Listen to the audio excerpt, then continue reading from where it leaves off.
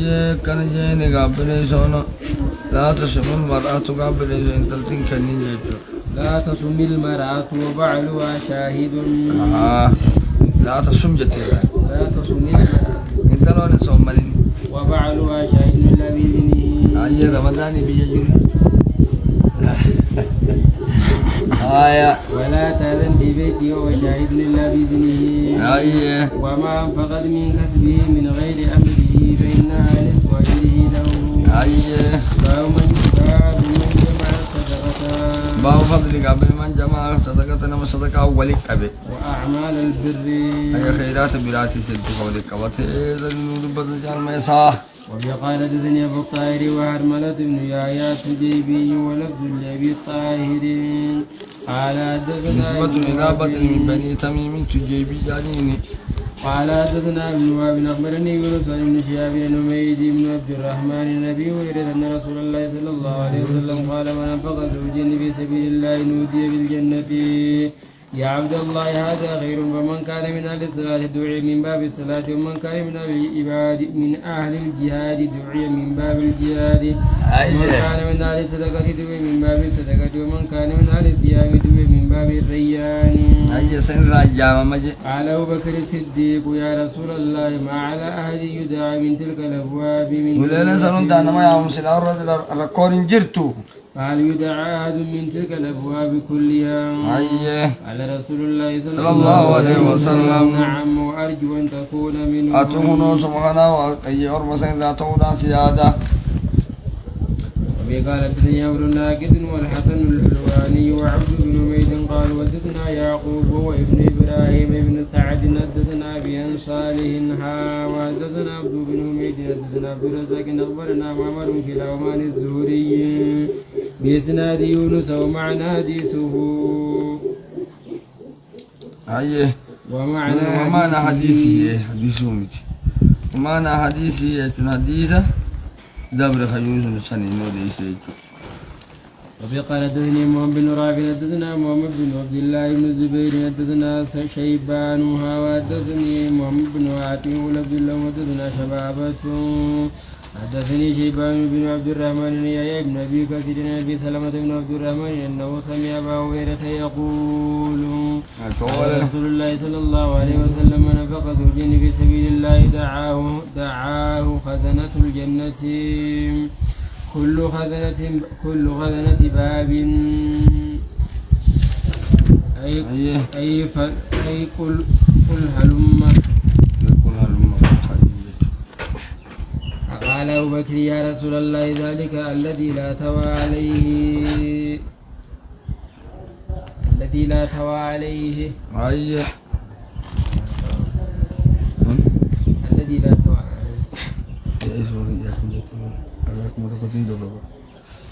طالع بيسند أي خسارة جتولا قال رسول الله صلى الله عليه وسلم إني لأرجو أن تكون منهم وقال حدثنا ابن أبي عمر حدثنا مروان يعني الفزاري أن يزيد وهو ابن كيسان نبي هذه من الأشجعية نبي هريرة قال رسول الله صلى الله عليه وسلم من أصبح منكم اليوم صائما قال أبو بكر رضي الله عنه أنا قال فمن تبع منكم اليوم جنة قال أبو بكر رضي الله عنه أنا قال فمن أطعم منكم اليوم مسكينا قال أبو بكر رضي الله عنه أنا قال فمن عاد منكم اليوم مريضا قال أبو بكر رضي الله عنه أنا قال فقال رسول الله صلى الله عليه وسلم اجتمعنا في امرئ إلا دخل الجنة باب الأسئلة الإنفاق وكراهية الإحسان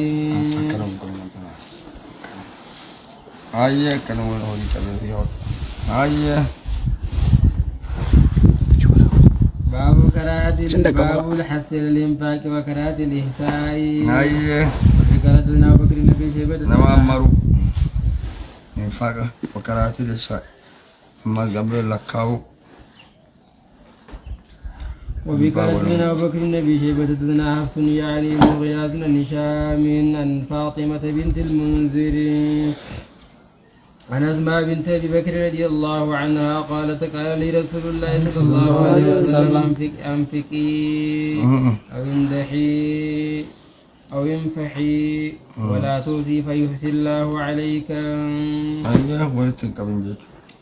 وقال حدثنا عمرو بن ناقد وزهير بن وإسحاق بن إبراهيم جميعا نبي معاوية قال زهير حدثنا محمد بن حازم حدثنا هشام بن عروة عن عباد بن حمزة وعن فاطمة بنت المنذر عن أسماء قالت قال رسول الله صلى الله عليه وسلم أنفقي أو اندحي أو ينفقي ولا توصي فيوصي الله عليك ولا توعي فيوعي الله عليك. وقال حدثنا ابن نمير حدثنا محمد بن بشير حدثنا هشام عن عباد بن حمزة عن أسماء أن النبي صلى الله عليه وسلم قال لها نحو حديثهم. وقال حدثني محمد بن حاتم وهارون بن عبد الله قال حدثنا حجاج بن محمد قال ابن جريج أخبرني ابن أبي مليكة أن عباد بن عبد الله ابن الزبير أخبر الناس عن أسماء بنت أبي بكر أنها جاءت النبي صلى الله عليه وسلم فقالت يا نبي الله ليس لي شيء إلا ما دخل علي الزبير فعل لي جناح أن أردها مما يدخل علي. وقال ارده ما استطعت ولا توعي فيوعي الله عليك. باب لسل صدقة ولو بالقليل ولا تمتنع إلى القليل لإشكاره.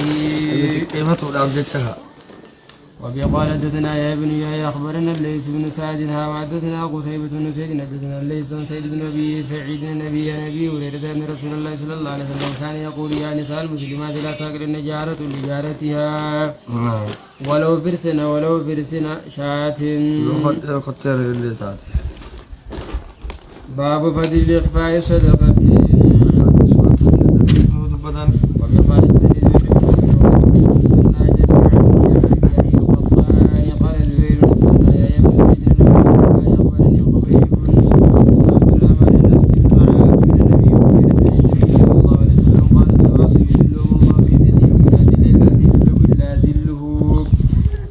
الإمام العادل وشاب نشا في بيت الله ورجل قلبه معلق في المساجد ورجلان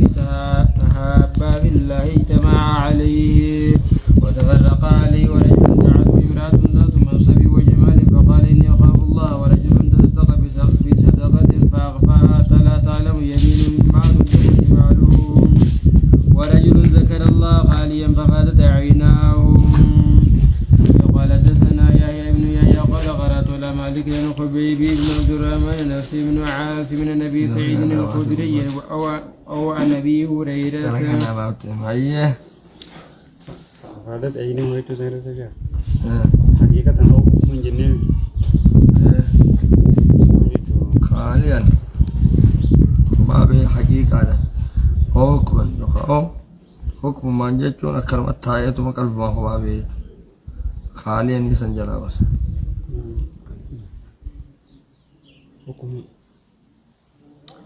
أنه قال رسول الله صلى الله عليه وسلم بمثل حديث عبيد الله. وقال رجل مولق بالمسجد إذا خرج منه حتى يعود إليه. باب بيان أن أفضل صدقة الصحيح الشحيح. وقال حدثنا زهير بن حرب حدثنا جرير عن عمارة بن قعقاع عند نبي زرعة نبي هريرة قالت رسول الله صلى الله عليه وسلم رجل فقال يا رسول الله أي صدقة عادم فقال أنت صدق وأنت صحيح شحيح تخشى الفقر وتأمل الغنى ولا تميل حتى إذا بلغت الركوب قلت لفلان كذا ولفلان كذا الألاء وقد كان لفلان. وقال حدثنا أبو بكر بن أبي شيبة وابن نمير قال حدثنا ابن فدير عن عمارة نبي زرعة نبي هريرة قال جاء رجل إلى النبي صلى الله عليه وسلم قال يا رسول الله أي صدقة أعظم أجرا فقال أما وابيك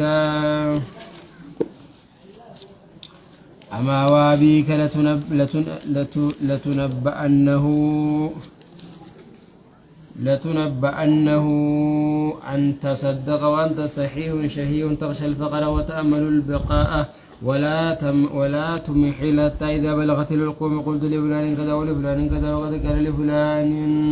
حدثنا أبو كامل الجهدري وحدثنا عبد الواحد حدثنا عمارة بن قعقاع بهذا الإسناد وحديث جرير غير أنه قال أي صدقة أفضل.